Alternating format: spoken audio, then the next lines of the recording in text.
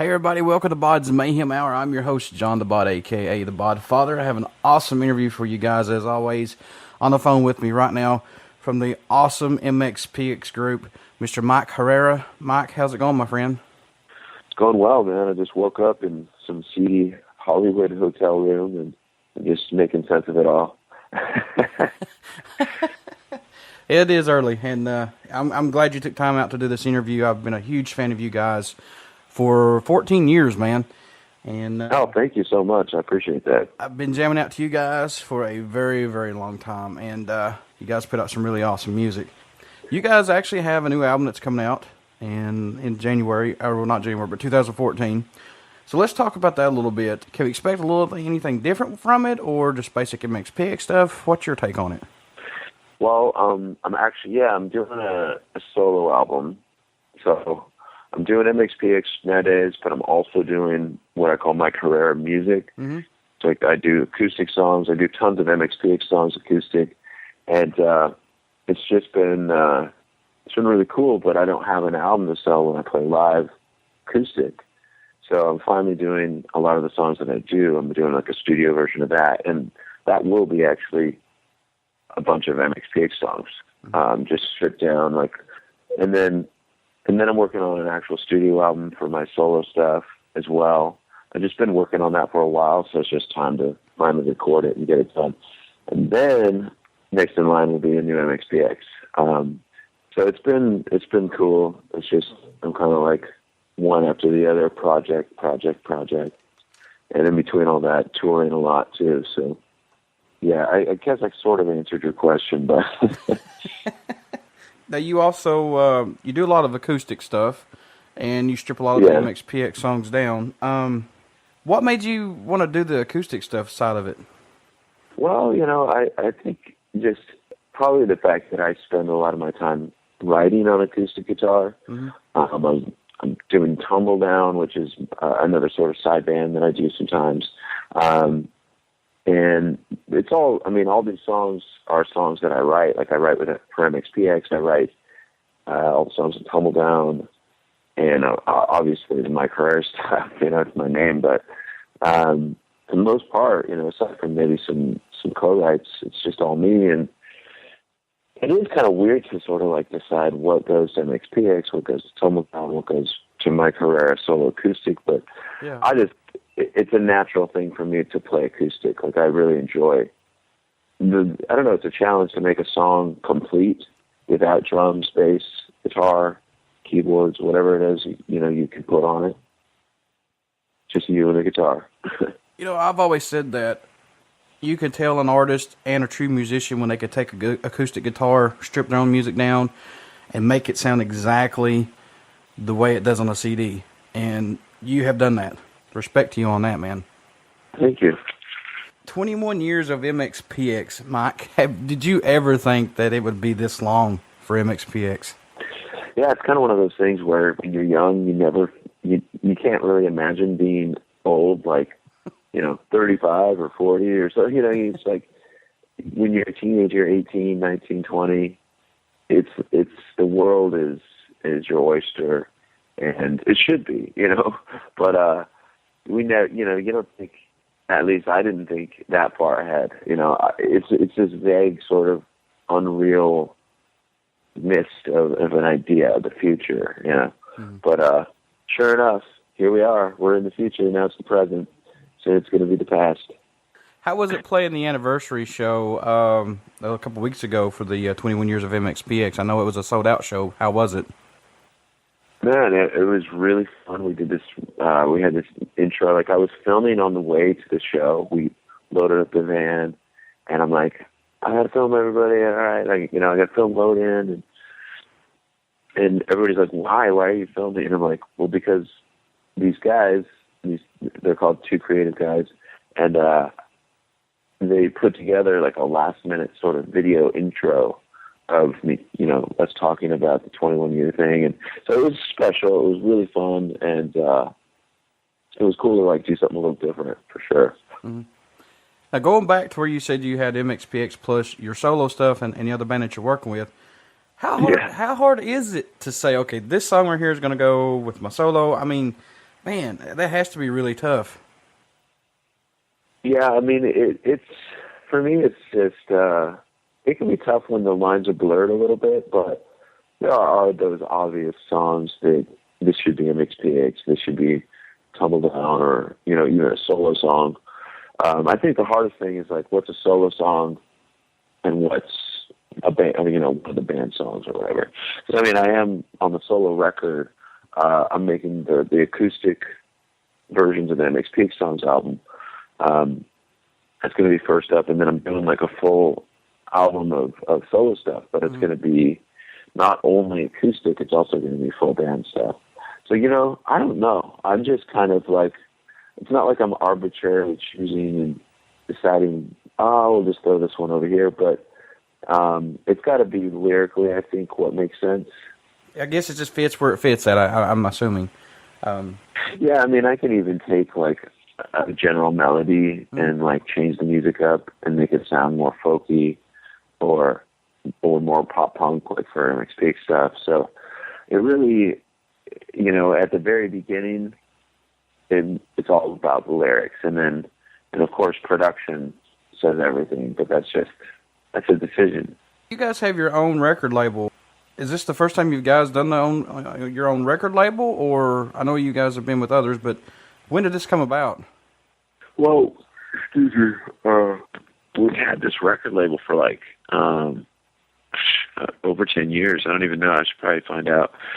And it's called Rock City Recording Company. It was just kind of started out to do our side projects. This band Arthur that I used to do. It was really kind of what I did as a solo project. But we kind of just started doing a little bit more here and there with MXPX. We would do random releases. We put out like our live DVD, one of them we put out on Rock City, but we've been on labels over the years. And not to say we won't be on a label again, for our next release. I mean, we released vinyl on different labels. We just released Left Coast Punk EP, re-released vinyl versions on Sexy Baby Records. So we're always kind of doing stuff with other people, but we do our own record label mainly because it's really easy to just go ahead and go, all right, we're going to release this, and we're going to decide when we do it, we're going to do it our way. So it's just kind of a control in necessity to have this sort of like ability to move fast. And that's what's cool about having your own label. But I mean, it's not necessarily like, there's pros and cons to everything, really. Oh, yeah. You work a lot harder with it. I think it's really cool that you do a podcast sometimes, and you do your acoustic music to everybody can come in and watch for free. I think that's really awesome, man, because a lot of bands just don't do that, and I think that they disconnect from their fans like that. Yeah, I appreciate that. Yeah, my podcast, it's called the Mike Herrera Hour. It's on Adobe Radio. It's adobe.com. It's internet radio every Friday night at 8 p.m. Eastern, 5 p.m. West Coast time. And it streams, it's free, and it's also available as a podcast if you listen on iTunes or Stitcher or whatever. My Tumblr page is Mike Herrera bestlife.tumblr, and all my show notes are up there. So there's my little plug for the podcast. But yeah, I have musicians on. I have journalists, just random people, like just depending on what kind of interesting stories and stuff. So it's pretty fun to do. And, I do talk about my music a lot on there, but we get into like, Amazon drones, and we talk about whatever people are talking about too, so it's fun. It's cool to talk to another online DJ because, we are far and few between, but and it's cool that you guys talk about other stuff, especially like the Amazon drones. That is insane that they're going to be doing that. Absolutely. It's so crazy. I mean, it makes sense. It's like everything's moving towards just awe and wonder and just like absurdity as well, you know, like, oh my God, like we're going to be shooting those things out of the sky and all the problems that you would run into. I mean, but there's good things too. I mean, there's just good and bad with all technology, it seems like, you know. Yeah. The easier it is to get online, the easier it is for you to get your credit card stolen. Yeah. I mean, I got a call the other day from the fraud company, you know, and I've had this happen a few times, you know, over the years, but it just seems like it's happening more and more where, you know, your credit card numbers get taken and, you know, used. Yeah. But it does make you kind of weary to even get online to do anything anymore, actually. Yeah, you definitely have to be a little bit wary of your actions, which you should be, I guess, anyway, but it's a reminder, you know, your online stuff isn't always secure, so be careful. That's very true. And speaking of online and digital here, do you think, Mike, the digital age has helped your solo stuff out, plus with MXPX connecting with fans even more, or do you think it's might have hurt, you know, them coming out to seeing shows and stuff? Well, you know, that's a good question. I think in some ways, yes, it's helped, definitely in the ease of the way it is to promote, but at the same time, we were doing just great before that. And now with the digital age, it's really allowed, one, music to be free, two, when people do pay for music, they don't want to pay as much, you know. Yeah. So, I mean, there's all these things that are sort of changing, you know, have changed about music, but also just the idea that everybody's out there because it's so easy to have all these different social media networks and pages for your band or your art, your photo, you know, everything you do in life. And it just makes it a little noisier out there, a little crazier. So you find, you know, those people that shelter from the storm that will come and listen to your show, listen to your music, listen to your radio show. You know, you just got to find your way, and those people hopefully will find you. But I got to tell you, before the digital age, we were doing great. We were selling tons of records. Now it's just like the record is a little bit more promo, and you have to go out there and play live. And I was just talking about I was talking to John Feldman about this just yesterday, John Feldman from Goldfinger. And he was just talking about the same exact thing where it's just, there's just so much out there. You know, you have 10 people doing a production job in a studio for free. Yeah. And they'll pick the best, you know, the one they like best, and nobody else gets paid. It's like, that's an absurd way to do business. How does anybody do that? Yeah. Yet people do it. So, you know, somebody will come up with a way to monetize the music industry a little bit better. But I think it starts with demand. Yeah. You know, when there's lack of supply, there will be more demand, and then you can charge. But right now, there's just so many artists that are willing to give it away for free. I mean, there's also a lot of arguments for free music, and that being a good, viable business model. So I'm getting crazy with it, but you know, it goes both ways. Yeah, and I know I know several people who have real bad social anxiety that, you know, they do their music from their own home, put it out, and they make amazing music, but they just can't go out and play a show. But it's like I said, you know, it's so crazy how digital age has helped people and make that happen for them. But, you know, like you said, there is pros and cons to everything for this. Yeah, for sure. Now, you also just released a Guitar Center limited edition 7-inch picture disc. Let's talk about that a little bit. What's that all about? Yeah, you know, I did this Guitar Center session last year, and you go in, you do a podcast as well, but it's kind of separate. And then, you know, I just play, you know, 4 songs acoustically. They film it, they record it. It's really well done, but it's live. I mean, it's not like an overdub thing, but it turned out really good, and people loved the stuff on YouTube. You can actually check it out on YouTube. On the Guitar Center YouTube, just look up Mike Herrera music, or just Mike Herrera, MXPX Guitar Center. But, you know, it turned out really well, and I just wanted to put out something that people could check out, but also that was like a collector's thing. So we did a picture disc of, you know, my songs from there. And I wish, people could see it. This is an audio broadcast, but it really, go to MXPX.com, click on store, and it's right there. Easy to see, easy to order. And I don't know, I've just been really up on, just always having vinyl. And whenever I have a new project, even though I've been playing acoustic songs for quite a while, I'm starting to release material under, my own name. And I thought, okay, I'm definitely playing live a lot, so why not put out a little live picture disc? And that's what I did. So, I don't know, I think it's kind of cool to, have a first release for whatever project you're doing, band, or, I think it's important to have something interesting and cool. So that's my sort of contribution to the first release. Mm-hmm. Mike, what can people expect, or what can fans expect, especially at a show, either from just yourself, MXPX, and the other side band that you're with? What can they expect from you guys? Well, with MXPX, it's obviously going to be fun. It's going to be loud. It's going to be very nostalgic. And the same goes with the acoustic stuff. We're going to be doing some shows coming up next year in 2014. So check out MXPX.com for the dates. I'll put my acoustic ones up there too when I play acoustic. But the acoustic stuff's so fun because the range I have with the song selection grows exponentially, mainly because with a band you want to keep practice on a bunch of songs, and then you have your set list or whatever. You can add a few, take away a few, but you can't practice everything.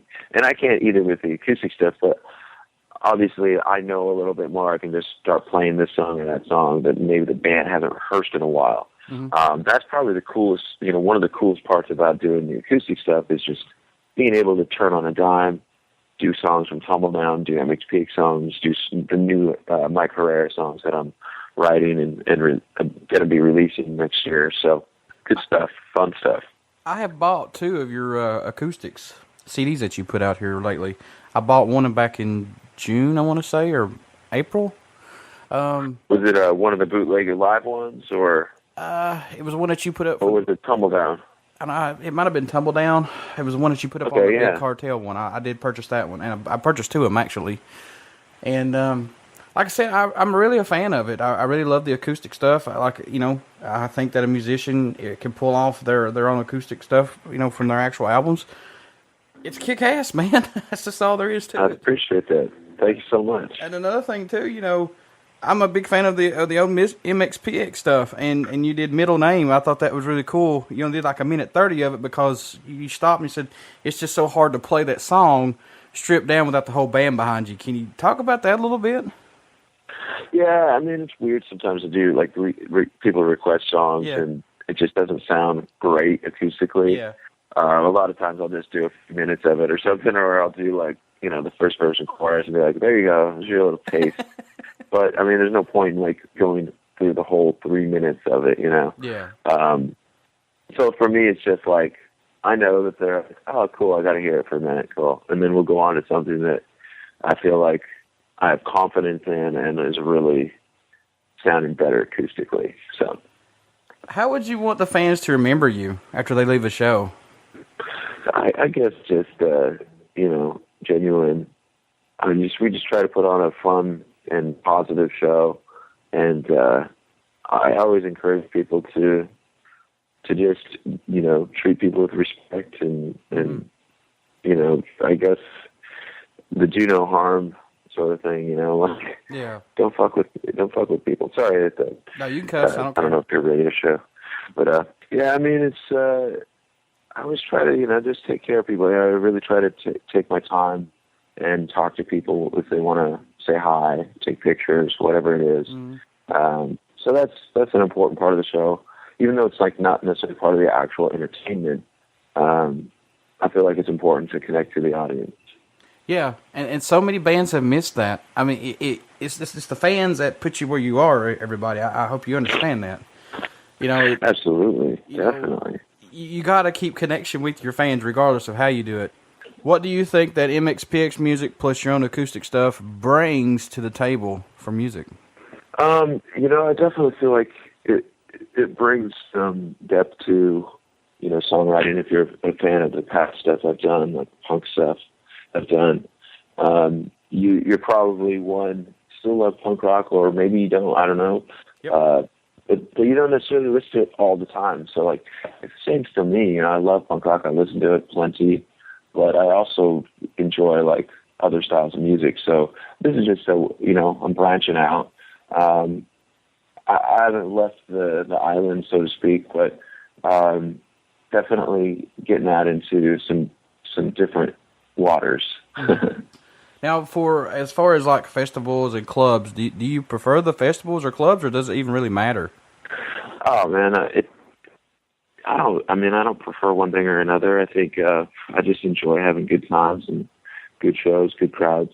That's the main thing for me. Mike, another thing here I want to ask you too before I let you go. I know you get tons of email from fans, and plus you meet them after the shows and stuff. But how does it feel to you when someone says, "Hey, you pulled me out of a dark alley. This song helped me here"? What does that mean to you?